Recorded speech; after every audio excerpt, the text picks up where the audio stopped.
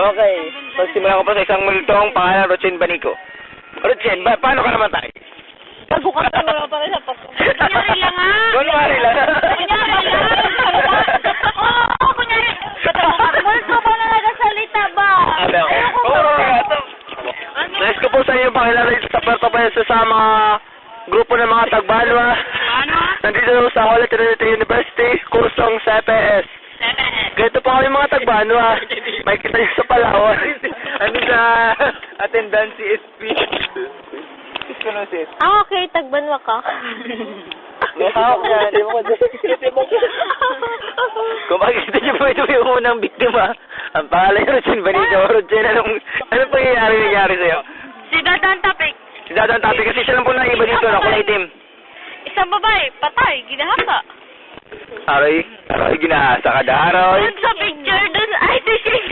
Kasi bawal ka hindi makita sa dilim pag ginahasa. Dalawang beses, ginahasa, patay. Iyak na nga ako. Si Shane, dalawang beses na biktima ng rape, dalawang beses namatay. Sila din sarili. Ganun lang yung sarili. May tangal. Yung kay Sir Franz may nandun. Si Budoy.